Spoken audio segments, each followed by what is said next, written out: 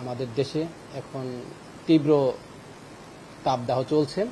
আমরা আশা করছি এই তাপদাহ আজ পর্যন্ত অব্যাহত থাকবে এবং আগামীকাল দেশের পশ্চিম এবং উত্তর পশ্চিমের যে অঞ্চলগুলো আছে, বিশেষ করে খুলনা, রাজশাহী, রংপুর এবং ঢাকা বিভাগের পশ্চিমাঞ্চল, এসব অঞ্চলে আগামীকাল পর্যন্ত আমরা মোটামুটি একটি তাপদাহের একটা যে অ্যালার্ট জারি করেছি সেটা অব্যাহত থাকবে আগামীকাল সন্ধ্যা পর্যন্ত এইসব অঞ্চলে, বিশেষ করে রাজশাহী, রংপুর, খুলনা এবং ঢাকা বিভাগের পশ্চিমাঞ্চল পর্যন্ত।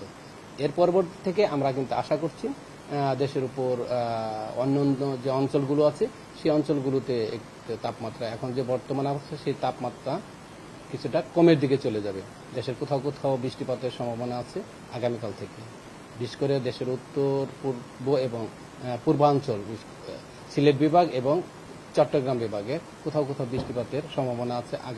আজকে থেকে এইসব অঞ্চলে বৃষ্টিপাতের সম্ভাবনা আছে, তাপমাত্রা কমের দিকে চলে যাবে। তবে আমরা আগামী 5 থেকে 6 দিন, আগামীকাল থেকে আগামী 5 থেকে 6 দিন দেশের তাপমাত্রা অনেকটা স্বাভাবিকতার দিকে চলে আসার সম্ভাবনা আছে এবং চলমান যে তাপদাহ সেই তাপদাহটা দু এক জায়গায় থাকতে পারে, তবে স্বাভাবিকভাবে দেশের তাপদাহটা প্রশমিত হওয়ার সম্ভাবনা আছে। আসলে এখন বৃষ্টিপাত কিন্তু সারা দিন ব্যাপী হয় না। কালবৈশাখীর ঝড় সহ, বাতাস সহ, দমকা হাওয়া সহ, শিলাবৃষ্টি সহ, বজ্রপাত সহ এখনকার বৃষ্টিপাত হয়ে থাকে। যেসব অঞ্চলে বৃষ্টিপাত হবে দেখা যায় বাতাস হচ্ছে, ঝড় হচ্ছে, বজ্রপাত হচ্ছে এবং কিছু সময়ের জন্য বৃষ্টিপাত হয়ে গেছে, 1 ঘন্টা, 1.5 ঘন্টা বা আধা ঘন্টা বৃষ্টিপাত হলে পরিবেশটাকে ঠান্ডা করে দিয়ে চলে যাচ্ছে। এই অবস্থা হবে আগামী 5-6 দিন। মোটামুটি দেশের উপর বিচ্ছিন্নভাবে হলে বিভিন্ন জায়গায় তাপমাত্রা কমে যাবে এবং বৃষ্টিপাত হবে।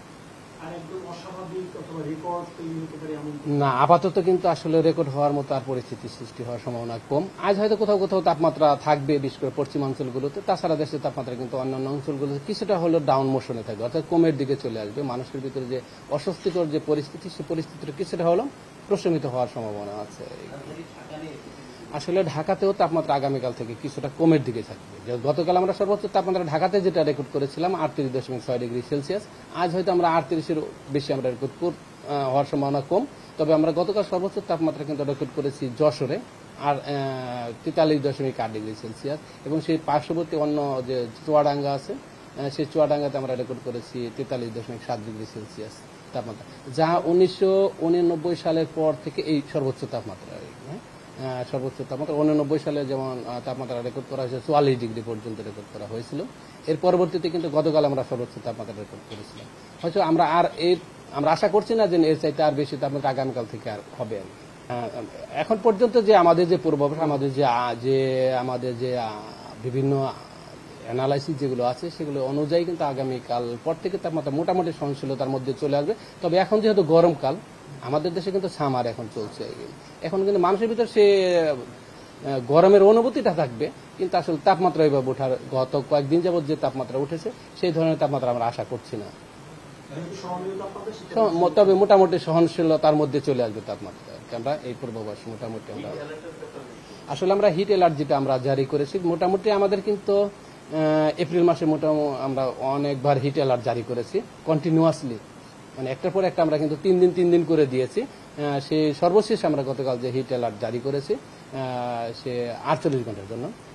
সে হিট অ্যালার্ট অঞ্চলটা হলো খুলনা, রাজশাহী, রংপুর এবং সেই সাথে ঢাকা বিভাগের পশ্চিমাঞ্চল। অন্য অঞ্চলগুলোর জন্য কিন্তু আমরা হিট অ্যালার্ট জারি করিনি। তবে যেহেতু এইসব অঞ্চলে তাপমাত্রা এখনো ওই কিছুটা কমের দিকে আসবে, কিন্তু মানুষের ভিতরে যে অনুভূতিটা, গরমের যে অনুভূতি, সেই অনুভূতিটা কিন্তু থাকবে, কারণ বাতাসে প্রচুর জলীয়বাষ্প রয়েছে। সেই জলীয়বাষ্পটা কিন্তু সূর্যের কিরণ থেকে সে তাপ নিয়ে কিন্তু উত্তপ্ত অবস্থায় আছে। সেজন্য মানুষের গায়ে যখন এই উত্তপ্ত জলীয়বাষ্প লাগে তখন কিন্তু মানুষের ভিতরে অনুভূতি, যে গরমের অনুভূতিটা কিন্তু বৃদ্ধি পেয়ে যায়। আর এই সময় বৃষ্টিপাত হলে, বজ্রপাত হলে কিন্তু এই বাতাস থেকে, পরিবেশ থেকে যে জলীয়বাষ্পগুলো, গরম জলীয়বাষ্পগুলো থাকে, বৃষ্টি আকারে, শিলা আকারে যখন পড়ে যাবে তখন মানুষের কিন্তু এই অনুভূতিটা কিছুটা হলেও সহনশীলতার মধ্যে চলে আসবে।